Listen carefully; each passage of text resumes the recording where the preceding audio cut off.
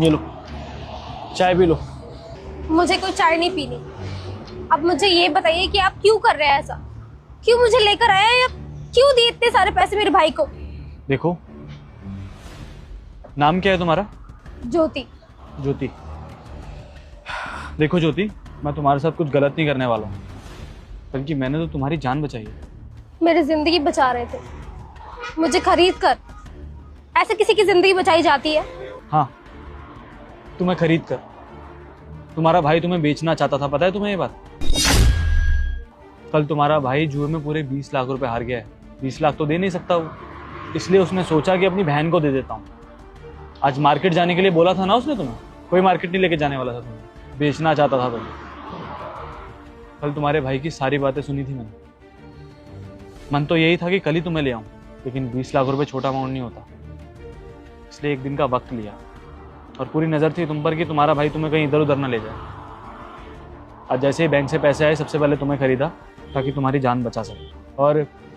और मैं ये भी जानता था कि मैं जैसे ही तुम्हारे भाई को 20 लाख रुपए दूंगा ना, वो ज़्यादा की डिमांड करेगा, इसलिए 10 लाख रुपए ज़्यादा लेकर गया था ताकि तुम्हारे भाई का मुंह बंद कर सके। देखो, मेरे कुछ गलत इरादे नहीं है तुम्हें लेकर, मैं बस तुम्हें सेव कराना चाहता था। तुम्हारा भाई तो तुम्हें बेच देता, लेकिन सामने वाला इंसान तुम्हारे साथ क्या करता क्या नहीं करता ये तो भगवान ही जानता है ना। इसलिए मैंने सोचा कि तुम्हारी मदद कर देता हूँ। मैं कैसे यकीन करूं तुम्हारी बातों का? मेरे माँ बाप के जाने के बाद इकलौते भाई थे मेरे पास, जिन्होंने मेरा ख्याल रखा, मुझे पाला पोसा, आज दिन तक मुझे बचा के रखा गलत लोगों से, गलत इरादों से। वो भाई मेरे लिए, मैं सोच भी नहीं सकती कि वो मेरे साथ ऐसा करेंगे।